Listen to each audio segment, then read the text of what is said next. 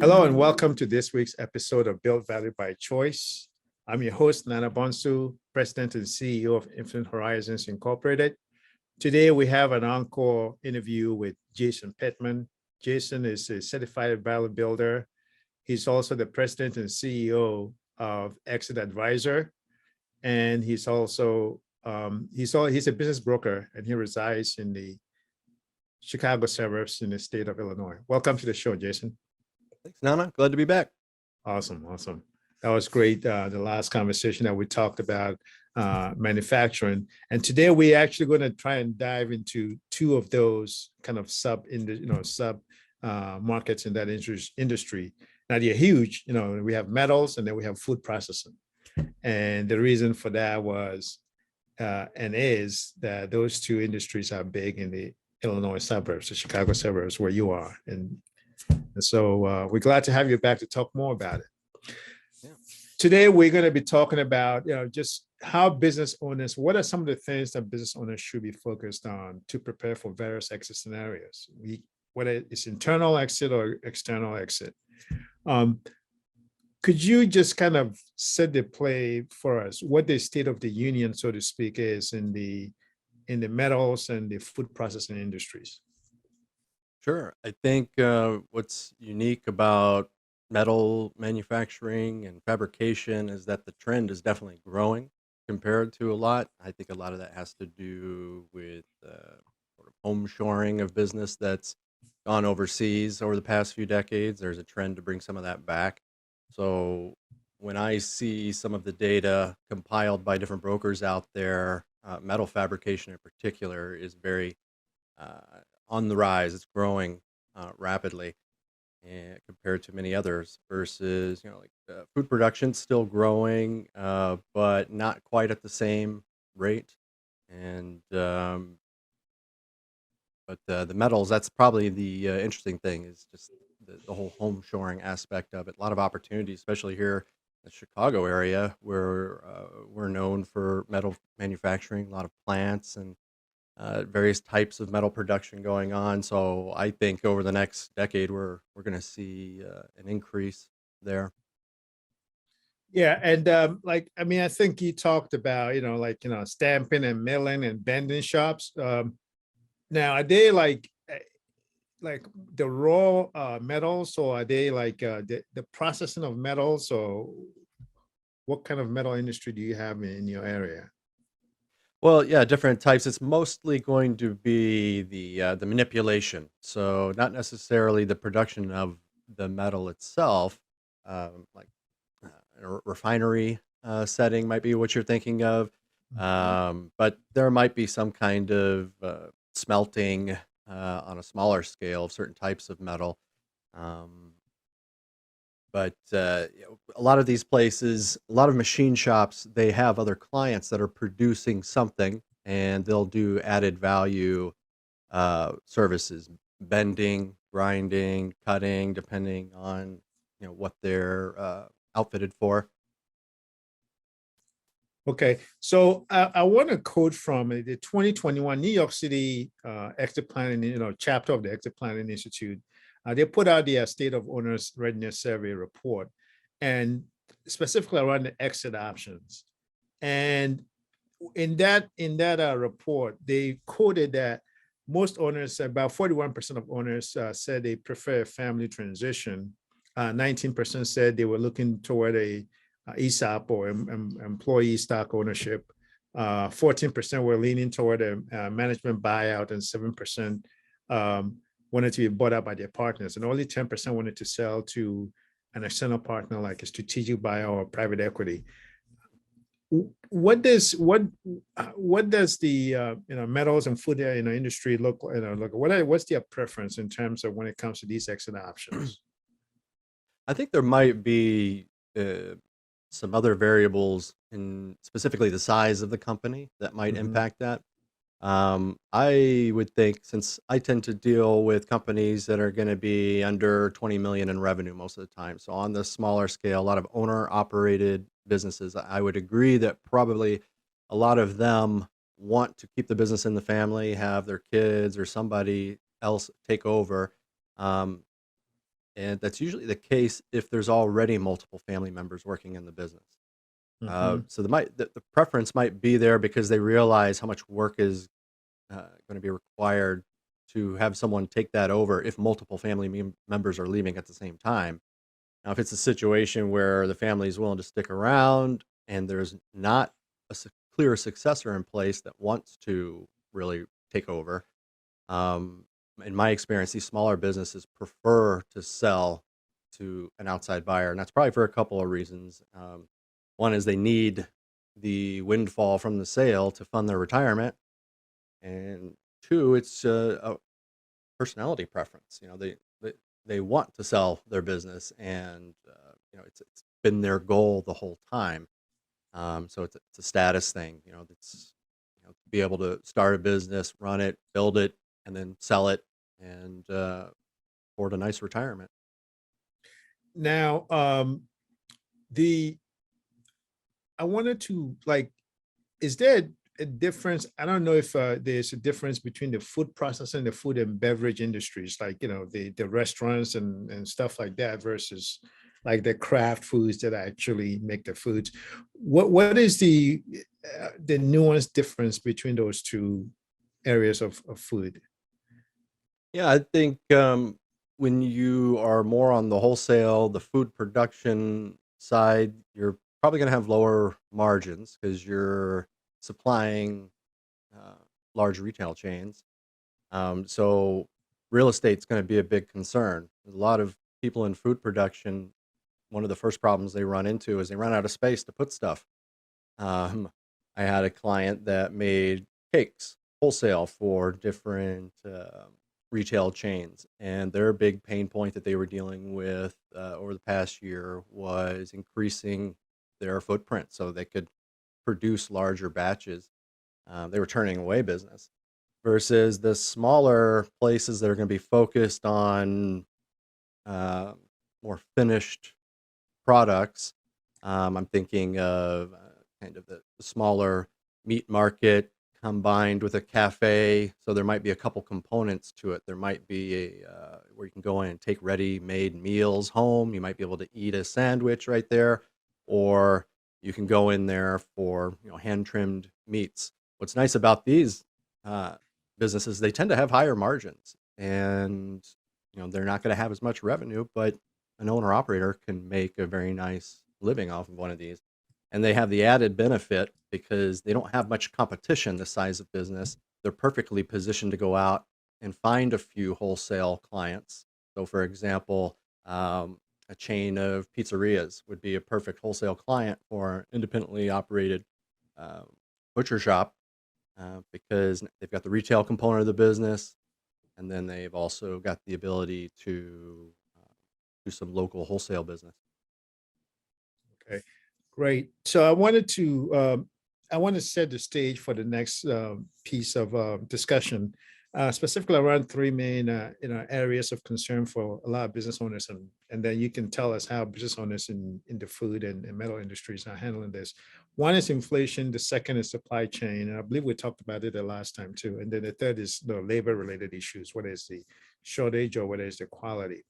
Um, and just a couple of things that I wanted to just a couple of data that I wanted to kind of share just for the purpose of our listener and our audience. Um, Inflation is up about 14% in Q3, 9% year over date, and that's what the president of Tyson Foods, for instance, shared. We have small business confidence is near an all-time low, according to a recently released CNBC Momentive small business survey for Q4 2021. We have concern in that report. It talked about concerns about inflation and supply chain continue to rise among American small businesses, and even though there's strong consumer demand and GDP, it's still being outweighed by prices. There are business owner concerns among about labor shortage, remains quite high. 75% of business owners say that they're experiencing higher supply costs, which is up from 70% in the Q3 of this year. 58% are experiencing supply chain disruptions, and that's also up from 55%. Inflation tops the list of concerns for small business owners. Um, and then it's followed by supply chain disruptions and then COVID. This is recently released, a survey that was conducted in November. So how are the owners in those two industries handling inflation, supply chain disruptions, and labor issues? Yeah, I think, to be honest, there's probably a lot of luck right now because everybody's trying to do the same thing. Everybody's trying to deal with a labor shortage. Everybody's trying to hire. And I think the smartest way that most industries are dealing with this is by establishing relationships with schools. And they're trying to get their name in front of the students while they are working on attaining their licenses and certifications. So by the time they're ready to come out, enter the workforce, you need to be there already raising awareness with them, hopefully before they've completed their certifications. And I think that applies to just about every industry. That's what I'm hearing, how the more active business owners are dealing with that is they're proactively getting out ahead of that, being involved in community colleges and high schools and trade schools. So that's for the labor shortage. In terms of inflation, um, that's a good question. I can't say I've observed anything myself specifically to inflation unless it is to stockpile where you can because you're worried that the dollar is going to buy less, next quarter than this quarter. If there's something you can buy and get a deal on it right now, knowing that it's not going to spoil and that you're going to use it. It's not just going to be inventory on a shelf. I think that's probably how they're dealing with it right now because most small business owners, they don't have much control over these things. So they really just got to focus on what they can do. So some of them are probably tightening their belts a little bit. I know of some operators where they've gotten rid of an administrative assistant, and trying to just spread out some of the more entry level tasks and things to existing employees. But they do what they can. How is sales and how is sales looking and the margins looking in those two industries? Well, it's probably going to depend, because metal manufacturing, there can be so many aspects of that, whether it's stamping or just fabrication, but most of them have anywhere from a 30 to a 60% cost of goods. So they're going to have probably um, 40% um, margin to go towards their expenses. Okay. Okay. All right. So that's healthy. That's not bad. um, The food so production, I don't know offhand if it's, I would say food production, it might actually be a little bit higher, mm, but I don't have those kind of stats in front of me right now. okay. What about government regulations? Because right now, I mean, one of the concerns that owners in Mm. the National Federal Bureau of Independent Businesses, the concerns they've expressed is, we can't continue to tack on increased government regulations and increased taxes if we're having labor issues and inflation and supply chain disruptions. What's the sentiment among the owners in the metal and food processing industries when it comes to government regulations and taxes? Yeah, I think that the big things we saw last year were the executive order that Biden signed when he came in, closing loopholes and the whole Buy American provisions. Mhm. And that was going to stimulate things in one area. I know there was over 300 manufacturing firms that um, lobbied Biden to end Section 232 of the steel and aluminum tariffs that were started a few years ago. So these are a couple of things where I know there's been a lot of pressure on the legislative side or the executive side to take some pressure off of things, create some new opportunities. And then I don't know necessarily if this ties into legislation, but one of the more recent things that have been brought up in manufacturing sectors is with all the increasing automation. that it's opening people up to cybersecurity attacks. So this is top of mind with a lot of folks in manufacturing. Is just the vulnerability to cybersecurity, which creates an opportunity for the IT. And so those are kind of three things that come to mind there. What is keeping owners in those two industries from having success, if at all? And, just some of their frustrations and some of their regrets. Hmm. Yeah, I think a lot of times it's the owner's inability to let go and delegate certain items. Um, Particularly with the smaller businesses, oftentimes the owner is the main or only salesperson in the company. And the regret is they didn't create a sales team. They have a production team and a customer service team essentially, but oftentimes the owner of these smaller companies are the salesperson, and they've kind of built the company around them. Um, that's probably one of the things that hold them back, or their regrets is not putting some more processes in place. So typically, when did they come to you? How did they come to find out that they need your services? Can you just kind of walk us through just their journey, their mindset shift, just what motivates them to come to you? And by the time they come to you, is it too late? Is it about the right? No, and what's the length of time? Yeah. hmm Yeah, that's a good question. I would say half of them come to me when they realize I need to sell, which is unfortunate because ideally they would have a conversation with me 2 or 3 years before they're ready to sell. That way I can uh, give them some thoughts on how to prepare their business specific to their business, Hmm. and let them know what the low hanging fruit is and what are the things that might take a couple of years uh, to implement. So a lot of them, they come to me because they've already made up their mind, and it's usually some pressing reason. Maybe they're ill, um, a loved one has passed away, something in their personal life has created a need for them to sell the business, or they're burnt out and just one day they realize, okay, I've lost a few employees over the last couple years, my sales have diminished, and I just don't have the energy to, you know, grow things back. So burnout and just personal reasons, things come up and they need to sell. And then I would say the other half are the people that are starting to think about it. They realize they need to sell at some point, or they're not sure if they even want to sell. And they just want to get an idea of what are their options.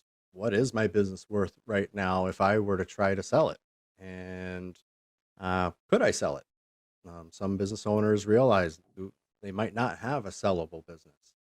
So that's the ideal situation. If you can talk to someone 3 years ahead, even 1 year, you can make some changes to the business that will make it more attractive, increase the value, just clean things up. And kind of like if you're going to sell a house, you want to clean Right, things out and get it ready so it shows well and people right. understand what they're getting.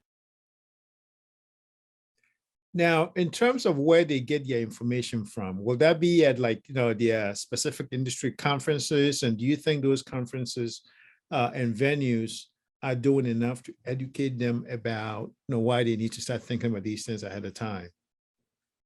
I would say there are some organizations that are probably doing it focused on exit planning, but I think it's something that should be talked about a lot more, uh, specifically for the reasons of um, sellability. So a lot of people are planning for years on their future, and all they've really done is placed an arbitrary number on what they think their business is worth, right? So if you're a business owner and you're talking to your financial advisor and you realize you've got a $2 million net worth when you add up all your assets, a lot of times those business owners have the bulk of their net worth tied up in the equity of the company. So they have a number on the company, but they don't have a real idea of if it's even sellable. So there's a lot of people out there that are in a very risky situation where they think they have a company that's worth X, but unless they make some changes, it's probably not going to be worth that because they're going to have to fire sale it for someone else to come in and take over. Um, so industry organizations are going to be a great place for business owners to learn about their business. And what they're more likely to learn in those organizations is what their peers went through. They're going to learn from fellow entrepreneurs. Well, this is what I did when I met with an exit planner. This is what I did when I sold my last company. Um, I think more of those organizations should be providing exit planning training, um, just because like I said, a lot of these guys are going through their life. They know they want to sell at some point so they can fund their retirement, but they're really not focused on, is this business sellable? They're just operating off an arbitrary number that's been given to them. Yeah, I mean, and I can't remember exactly where I got this from somewhere, but I don't know if it was Devin or someplace where you know it may have been a good to great author, Jim Collins. So I got this from where Hmm. you understand studying the success of somebody, right? Without understanding what the drivers were for their success, could be a recipe for disaster, right? Because even if there's a company in your industry that you learn about in your conference, because you can look at an industry book and they can give you the prices of companies, but you may not have some of the same, things that that company had to be able to sell at a higher multiple. So you can't necessarily say that, Jim's company is sold for X and therefore mine is, I think, mine, I get more sales than Jim's company, therefore mine is probably going to be about that much higher than Jim's, That's right? exactly it. That's pretty much the premise most of them are operating off. Like, well, my buddy got 5 times for his company. I'll be damned if I'm gonna get anything less. You Right. know? Yeah. So that's certainly. So what is the opportunity there then? Do you see in terms of helping owners just change their mindsets? Because right now it's not even about improving; it's about giving them an opportunity to shift, right? To say, look, um, number one is your time horizon, right? It's you want to think like 5 to, I know you said 3, but probably 5 to 7 years out. Yeah, the more the better, in my opinion. Right. Right. Because for instance, how long does it typically take to go through the whole exit process Well, on average? a year. A year. Okay. So it takes a year to go through that. And and then, probably like for them to put in place the kind of things that need the kind of implementation that need to be done for them to get the value that if they had come to you, and because when you do the evaluation, you find out, hey, maybe if you can, beef up this and this area of your business, you could double your value. You probably need Exactly. at least 3 years, right? Maybe 3 years to probably Yeah, if put you're in gonna place. double the value, but yeah, Right. assuming they've got the right pieces in place and they're already in a position to scale. Yeah. Right. So that basically point I'm getting at is that's like 4 years. I'm kind of trying to back out. So it takes a year to go through it.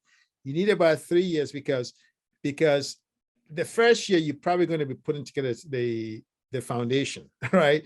And then the following year is just you start to kind of see the benefit. And then you need like a third year to really kind of let it pop. So that's 4 years. So probably, you need to start thinking about like 4 years out, right? Well, yeah, I mean, if, for example, there's some things that could be implemented quickly. So the most common low-hanging fruit is have a conversation with your accountant. Most Mm-hmm. business owners are in the mode of accounting to minimize their taxable income. But Mm-hmm. when you are preparing to sell your business, you need to do things differently. You should be very frank with your accountant. Say, look, I want to sell my business in a few years. What changes should we start making now so I can increase the value? Realizing you might have to pay a little bit more in taxes, but it's important to show profit.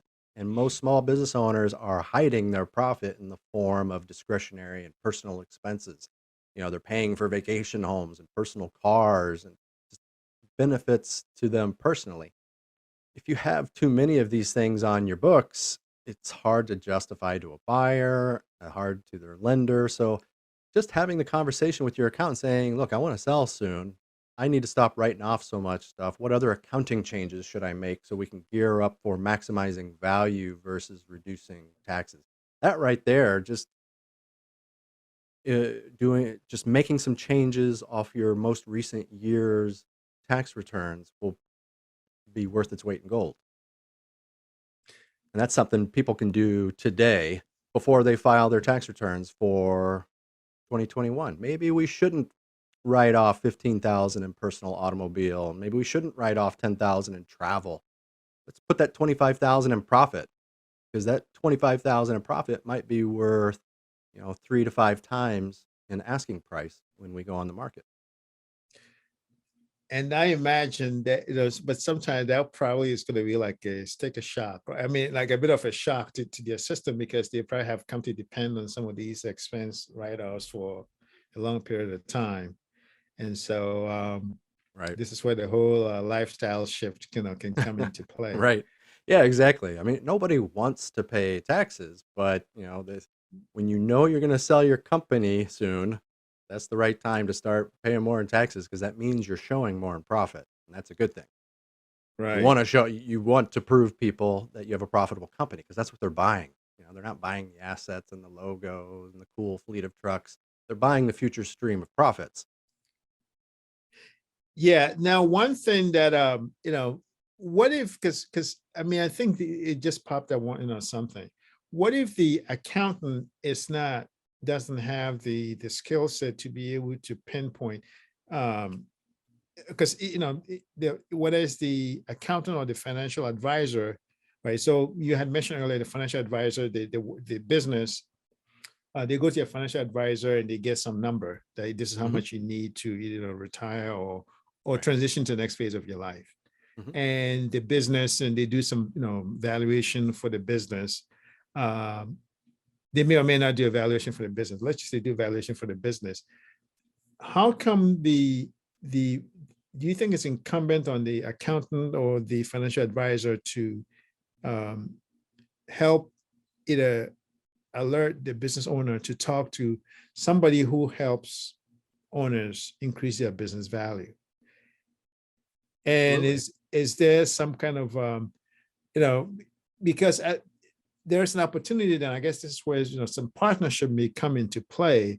But Hmm. if they don't have that kind of partnership, then maybe that's where maybe should value builders and exit planning advisors be reaching out more and more, and partner with some of these business owners. I mean, whether it's business owners or accountants or financial advisors, to alert them to their services so that they can, whenever that opportunity comes, they hear from an owner who wants to. Because a lot of times, those two people would probably be the first people that the owner goes to, right?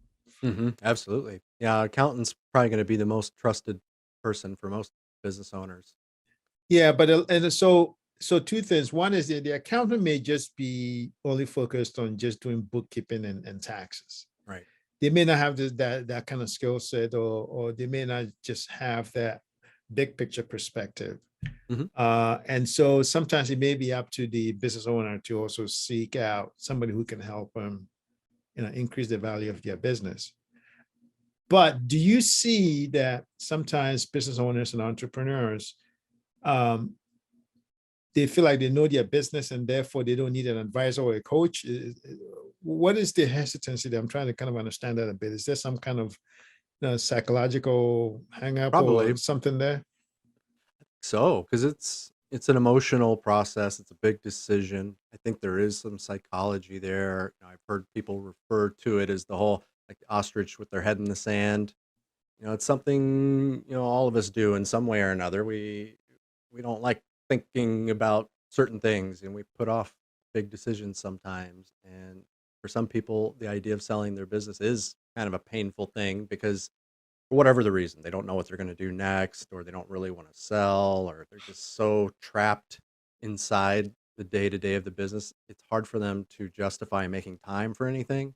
Mm-hmm. I think that's some of it. And then, with your comments on the accounting, I would totally agree. There's a lot of accountants out there. They're focused on bookkeeping and tax preparation, but just making it clear that you want to minimize the amount of personal expenses is going to be a big shift into preparing your business for sale. But if you find yourself in a situation where you feel like you're getting some pushback from the accountant, or you can tell the accountant doesn't have experience with that sort of thing, that's where a specialty CPA or a fractional CFO might be able to help out. Doesn't mean you need to get rid of your bookkeeper, but so for example, I have a client right now. He's got an accountant, and the accountant is just a straight tax preparer, bookkeeper, doesn't really know much about exit planning or evaluation, but there we sought out a specific CPA who will go back and look at the last few years of returns as well and identify things that could potentially be done ahead of time to just help the sale and minimize the amount of taxes you'll have to pay at sale, things like that. So if you feel like your accountant doesn't have that experience, is more of a traditional tax preparer, um, maybe just start by asking them if they have a fractional CFO or some kind of specialist that could give some advice on preparing for sale. Yeah, so just for the sake of some people who may not be familiar with the term fractional CFO, that's the like a part-time chief financial officer, right? Right. Right. Yeah. Yeah, CFO, but they're going to be a CPA and have an accounting background, and they'll be able to do a little bit more sophisticated analysis of your financials, as well as help you figure out maybe what your profit margins really are. There's a lot of business owners out there that don't really know which products and services of theirs are profitable or not, just because they don't do a great job of measuring all that. So there are specialists out there that can, take a deep dive and help you identify those areas that you should be working on. Yeah. Last question. Now, I mean, actually, it was just, do you think, because sometimes it's almost like a sports star, not thinking some sports stars don't think they even need a coach, right? Or they need an advisor. How can you help us explain to us why owners and CEOs who don't think they need an advisor or they need a coach, why they may be mistaken if they don't kind of make themselves amenable to that idea before it's too late, before like it's time to sell, and they find out, hey, you don't, your company is not worth as much as you think it is, despite all the quote unquote data that you think you have in the industry. Yeah, I think you don't know what you don't know. So there's a lot of small business owners that they're do-it-yourself types. They learn quickly. They're good at learning new things, and they're just competent at getting a lot of things done. Maybe they're a jack of all trades. So I think that's a part of it where they've just gotten into a rhythm where they need something done, they just get it done. They're those kind of people. They're the doers, but they don't know what they don't know, and by the time they make the decision to sell their company, they've already missed that window to really prepare. And what's more important though is, remember when I said a lot of people contact me because something unexpected happened. Even if you don't think you're going to sell your company for 10 or 15 years, it's not a bad idea to be thinking about some of this and picking and choosing what you think is worth adopting, because what if something unexpected happens? Don't you Right. want to have a sellable business? Um, Yep. Yeah. That's key. Wonderful. Well, thank you again for your time. I know you've been generous with your time. my Um, pleasure. yeah. So certainly, what are some of the key action items or takeaways that you and advise our listeners to kind of pursue after this podcast? Well, I think it really just boils down to education and getting the message out there. I think the most important thing business owners can do right now is just have an open conversation with their accountants and their advisors. If you're thinking about selling in a few years, make it known so they can start advising you accordingly. Wonderful. Okay, great. So once again, if people want to get in touch with you or follow your work, how can they do that? Well, I'm on LinkedIn. I'm easy to find there. Jason Pittman. You can go to my website, exit-advisor.com. And those are the easiest ways to get a hold of me. Wonderful. Great. Well, thank you. Thanks again. And for our audience, you can also follow us on our website, www.infhorizons.com/podcast. And we'll talk again next week. Bye-bye.